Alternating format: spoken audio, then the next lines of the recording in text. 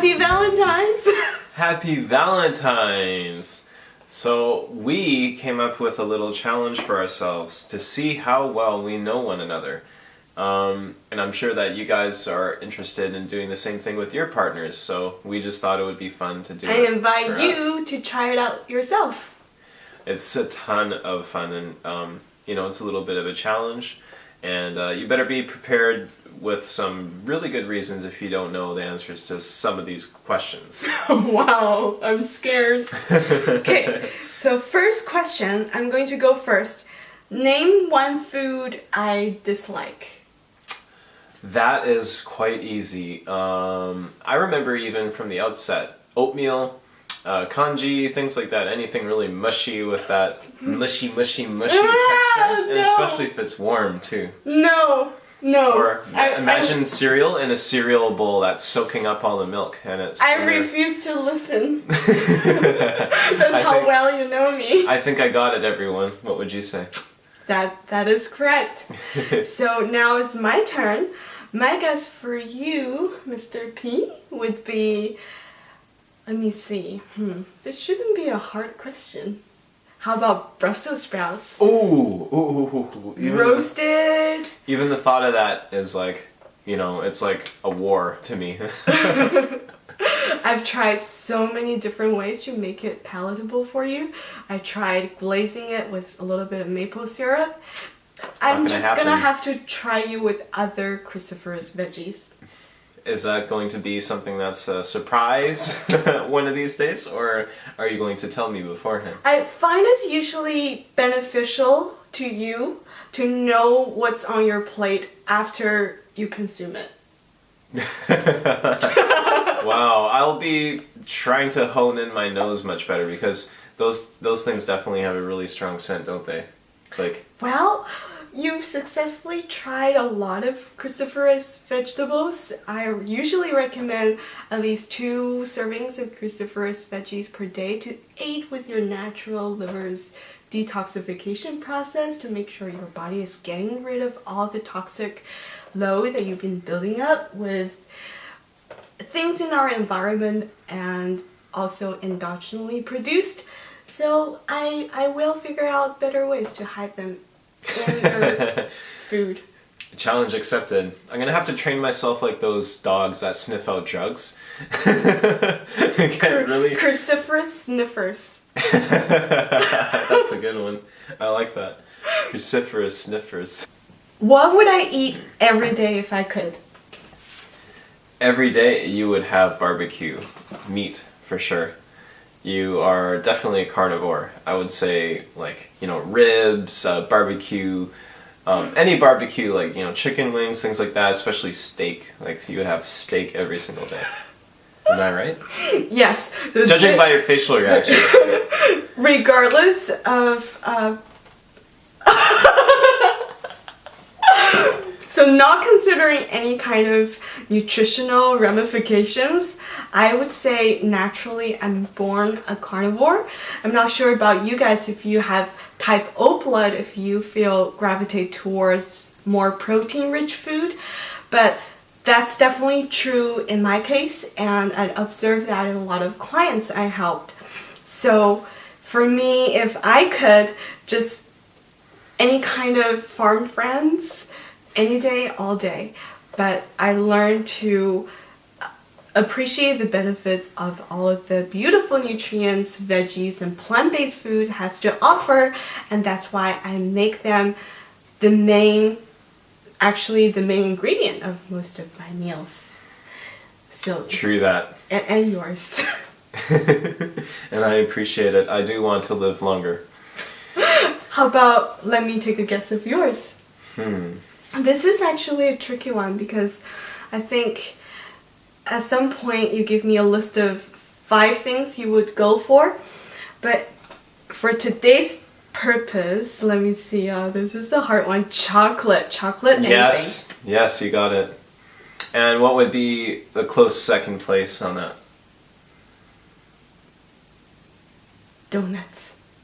Sure. You know what? I would say ice cream, but heck yeah, donuts, anything like that. Anything that's just purely evil. If I give you a bucket and come back in an hour, I'm not sure if I'll still find that bucket. You might find some evidence in the recycling. What's my shoe size? Your shoe size. This is easy. 4. Oops. Very, very easy. You know, size 4 is like really hard to find, and you can only really buy them online.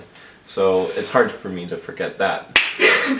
Made a very, very strong first impression on you, didn't I?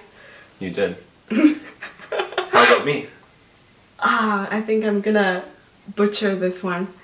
I would say size 10.5 or 11. You got it. You got it. 10.5. Do I get some credits for remembering? You do. Because Good I job. know for you it's hard to find shoes as well because it's a common size and people always go for those size first and they disappear first. Absolutely. Like the only luck I really have is going to those big shoe warehouses, you know, like where they have, you know, discounts and things like that. And if I'm lucky, I might find what I need, but 10.5 is very popular.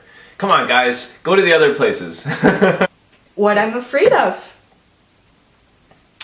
Fears. I would say your biggest fear is that you don't have freedom to call your own shots and really, you know, live out your calling and your destiny and fulfill what you want for your life, and people are telling you what to do and putting unreasonable expectations on you and stopping you from being the person that you were made to be.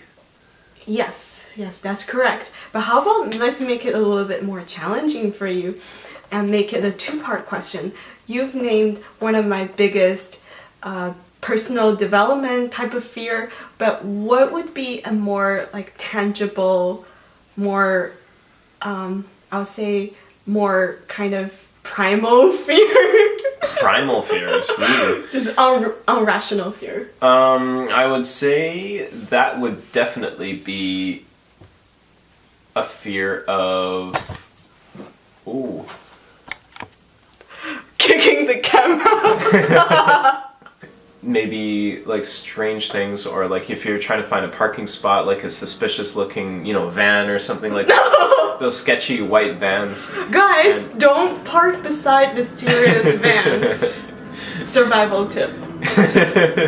Especially where I'm from in Surrey, you don't want to do that. Especially when it's dark at night and you and the van are the only 2 vehicles in the parking lot. I highly recommend not parking beside it. You don't want to have a showdown with an angry ex-plumber that, you know, has a bunch of pipes and wrenches in the back.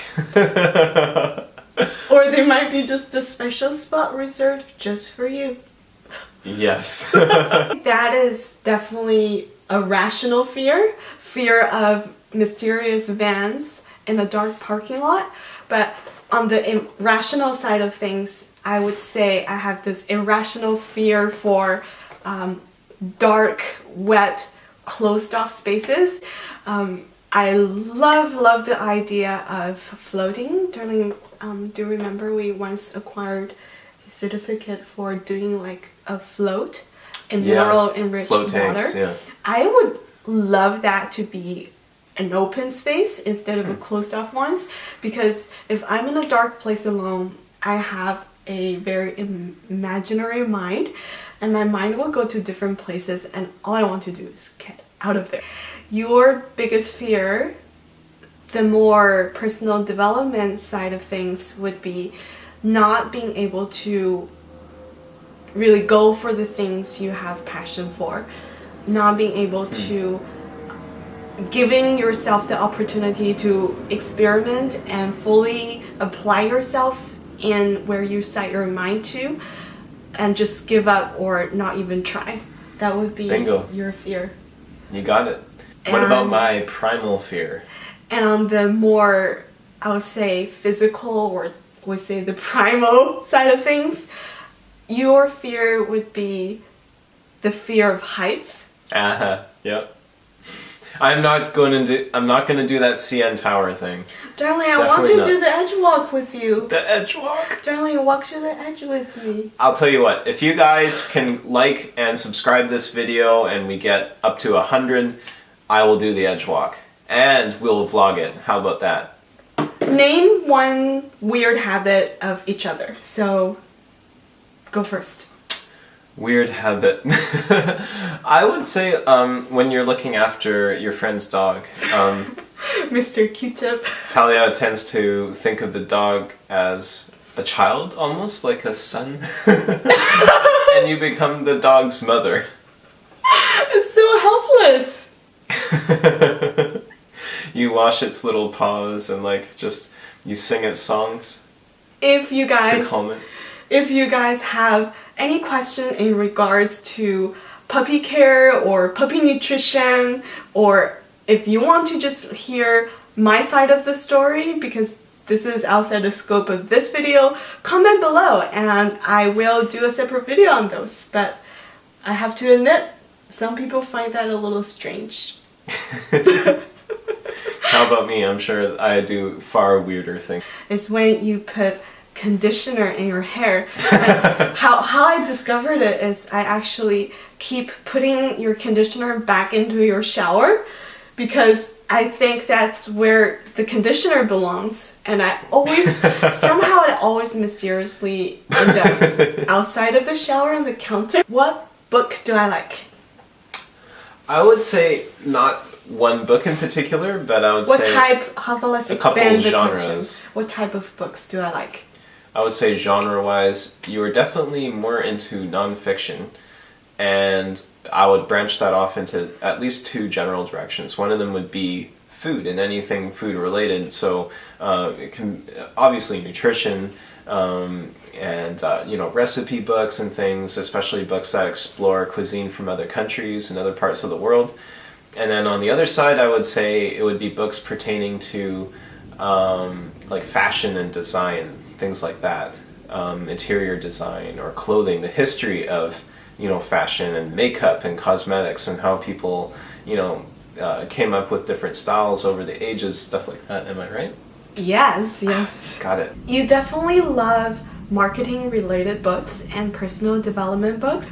You know the best tips for spreading the message and really get deep down into the whys of helping people.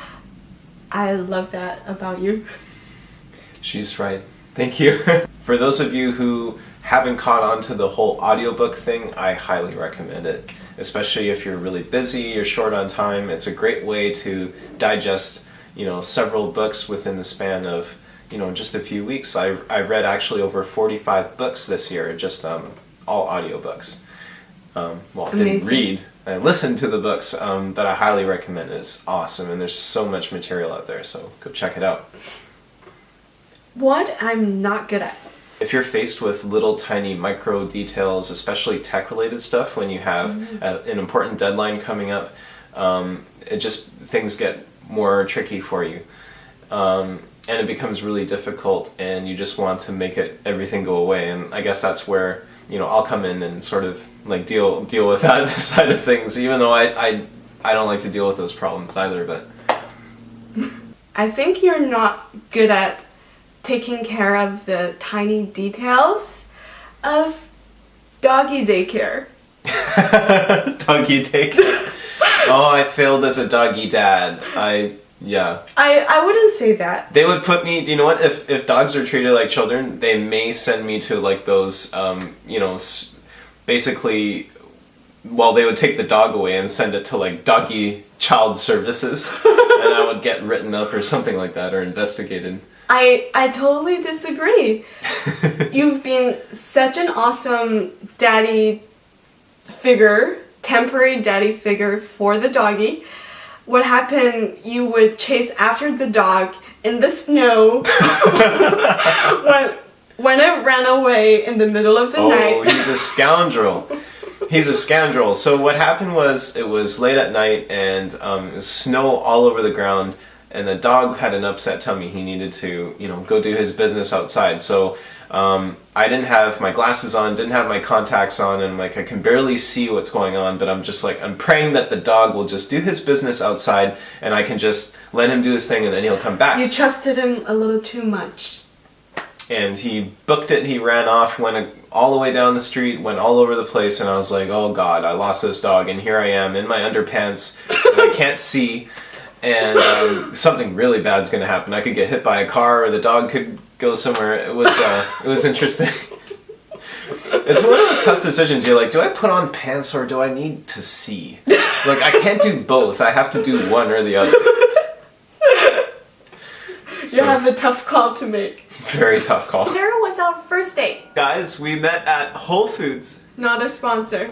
There's actually a little coffee shop in the Whole Foods, and we met there. And then we actually went to Whole Foods and How romantic of me. we were doing some grocery shopping on our first date. How typical of a nutritionist.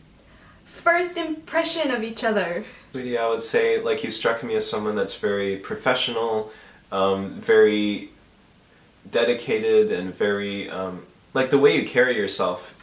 Just someone that's very trustworthy and but also very caring and warm and open. I could just feel that kind of vibe. Your first impression on me is that you're someone who's very trustworthy. I feel, for some strange reason, I feel safe enough, actually. I asked him out on our first date. You're someone who I just from looking at your pictures, I can sense that you can make me feel very safe, and I'm not going to end up in a dark alley in a garbage bag. Favorite feature of one another? I would say your eyes when you smile. I would say your smile. Very, very precious feature for a man is when they know how to communicate with you and they show you their vulnerable side. Okay, will you fill in the blank for me, please? You are my... Joy. And you are my everything. You're my partner in life and partner building a business together. I envision us.